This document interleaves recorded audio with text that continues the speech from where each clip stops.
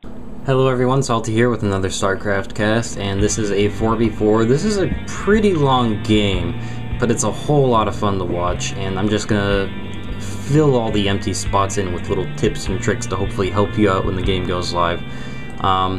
This is going to be a Viking to battlecruiser build, and it starts out just like any generic build.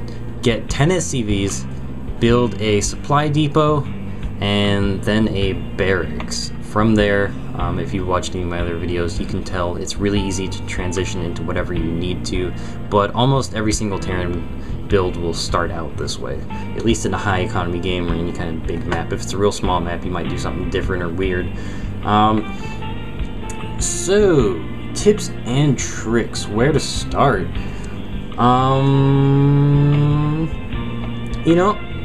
Here's a good thing. When I first started doing the cast, on my very first cast, I say adapt, look at what your enemy is doing, and then do the opposite of that. I'm gonna change that a little bit and say, make a build that you're extremely comfortable with, and master it.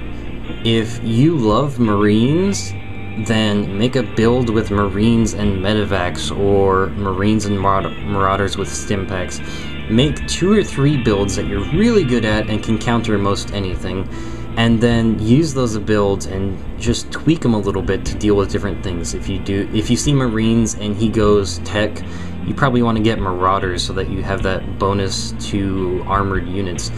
But if you see him going with flying units, like something like Void Rays, then you can easily just get more Marines. So what you don't want to do is you like Marines, so you build Marines, and then you see him going air, so you go, oh, I better get Vikings. You don't want to do that, because then you have to spend a bunch of minerals on, a starport if you don't already have one, or a factory if you don't already have one. What you want to do is just enhance and change your build in little tiny ways to adapt to things like that. You don't want to just straight up try and counter it and have to build different units and tech like that. In this game, it's an excellent example. Is I do mass Vikings. I get a starport and a reactor, and I have these anti-air units, which are great. I have an armory, which can upgrade the attack and defense on my Vikings. But if he goes ground, I don't have anything to really deal with that. But what I can do is transition into battlecruisers by building just 1 tech lab, and then I can push out battlecruisers.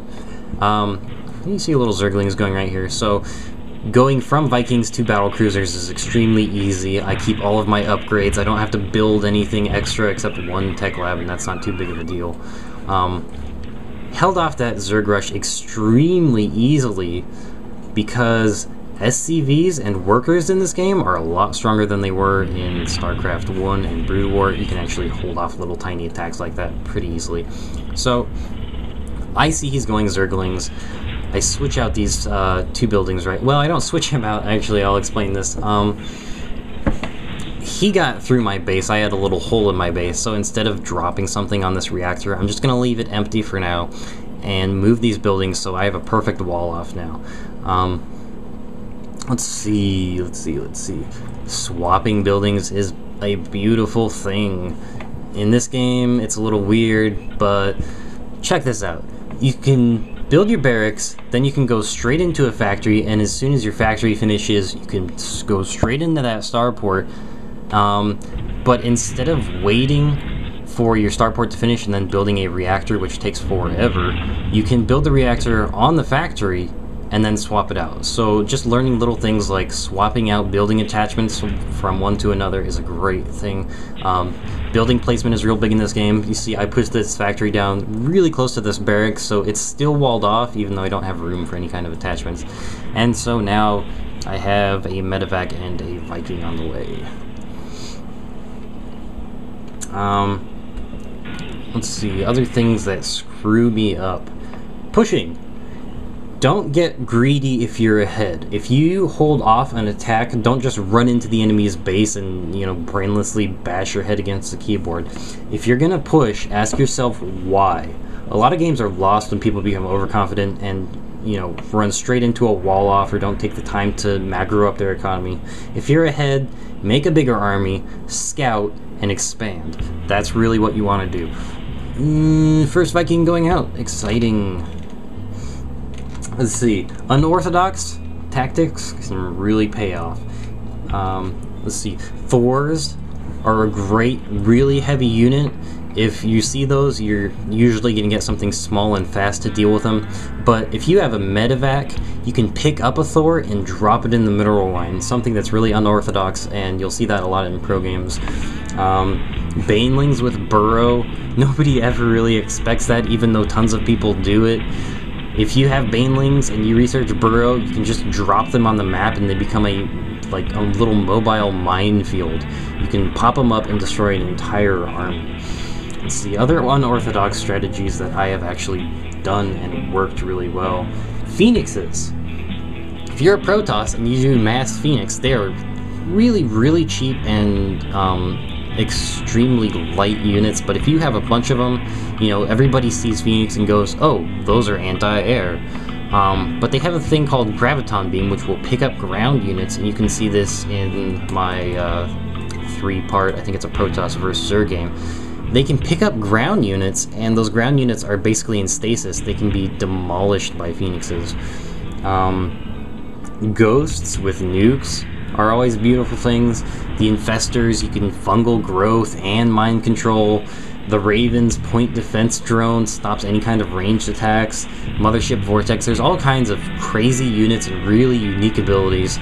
So practice with everything when the game comes out, and see what you like, and just get good at it, I can only say.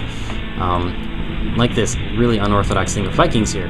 I know they're anti-air, but I can drop them down and I can hit these buildings pretty hard. I can move them around, I can drop them on watchtowers to scout out, and you know, it's really easy for me to do weird unorthodox things.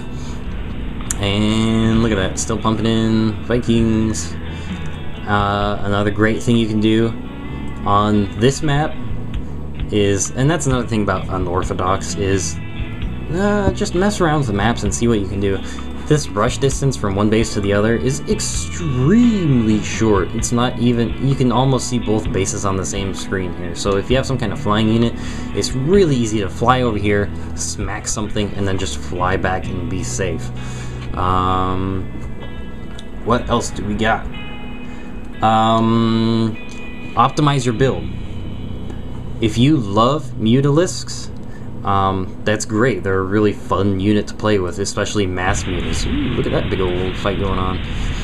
If you love Mutalisks, it's, you know, they're a great unit and everything like that, but you're gonna find, and this is what I found, is you're gonna have tons and tons of extra minerals. By the time I got out my first few mutas, I had like 1,500 extra minerals just sitting around doing nothing at all, and you don't want that, especially when you get up to the 1,000 point. That's really wasteful. So what I learned is that I can optimize that build by getting speedlings, getting zerglings, and upgrading their speed. And so now I have mass mutas with a whole bunch of little speedlings running around the map, and I can use those guys. I can just run them into the base and queue them on the mineral line. The mineral line gets harassed.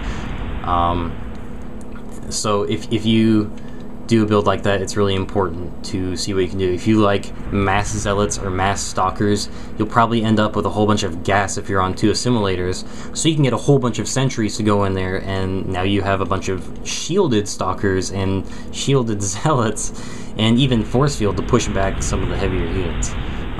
So right now I'm still going mass Viking, and you know, nothing too exciting yet. We've held off a few rush attacks, I believe. And here I go, pushing in, just taking a little peek, like I was showing you before, dropping that rush distance between these two expansions is extremely short. Dropping it down, trying to kill this hatchery, but Blue here's got a ton of infantry, even if they're mostly marauders, and he's even got medevac, so I'm not going to mess with that army. I know Vikings would lose against that. I'm just going to pull back, and at this point I see, okay, he's got heavy ground.